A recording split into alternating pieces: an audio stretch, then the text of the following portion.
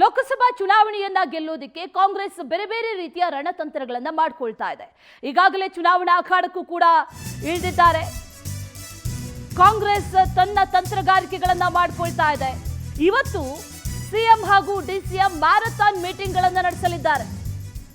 Back to back ಮೀಟಿಂಗ್ಗಳು CM DCM ಅವರಿಂದ ಬೆಳಗ್ಗೆ 11ರಿಂದ ಸಂಜೆ 6 ಗಂಟೆಯವರೆಗೂ ಕೂಡ ಸರಣಿ ಸಭೆ. ಕೆಪಿಸಿಸಿ ಕಚೇರಿಯಲ್ಲಿ ಮೀಟಿಂಗ್ ನಡೆಯಲಿದೆ. ಸಭೆಯಲ್ಲಿ ಚುನಾವಣಾ ಸಿದ್ಧತೆಯ ಬಗ್ಗೆ ಗಂಭೀರವಾದಂತಹ ಚರ್ಚೆಗಳನ್ನು ಮಾಡಲಾಗುತ್ತೆ. 14 ಕ್ಷೇತ್ರಗಳ ವ್ಯಾಪ್ತಿಯ ಶಾಸಕರು, ಮಾಜಿ ಶಾಸಕರು, ಮಾಜಿ ಸಂಸದರು, ಎಂಎಲ್ಸಿಗಳ ಜೊತೆಗೆ ಮಾತುಕತೆಯನ್ನು ನಡೆಸಲಿದ್ದಾರೆ ಸಿಎಂ ಡಿಸಿಎಂ. ಇವತ್ತು ಬ್ಯಾಕ್ ಟು ಬ್ಯಾಕ್ ಮೀಟಿಂಗ್. ಬೆಳಗ್ಗೆಯಿಂದ ಸಂಜೆಯವರೆಗೂ ಕೂಡ ಮೊದಲ ಹಂತದ ಚುನಾವಣೆ ನಡೀತಾ ಇರುವಂತಹ 14 ಕ್ಷೇತ್ರಗಳಲ್ಲೂ ಕೂಡ ಯಾವ ರೀತಿಯಾಗಿ ಚುನಾವಣಾ ತಯಾರಿಗಳು, ಸಿದ್ಧತೆಗಳು ನಡೆದಿದೆ, ಯಾವ ರೀತಿಯಾಗಿರಬೇಕು, ಪ್ರಚಾರ ಕಾರ್ಯಗಳು ಯಾವ ರೀತಿಯಾಗಿರಬೇಕು, ಇದೆಲ್ಲದರ ಬಗ್ಗೆಯೂ ಕೂಡ ಇವತ್ತು ಬ್ಯಾಕ್ ಟು ಬ್ಯಾಕ್ ಮೀಟಿಂಗ್ ಇದೆ.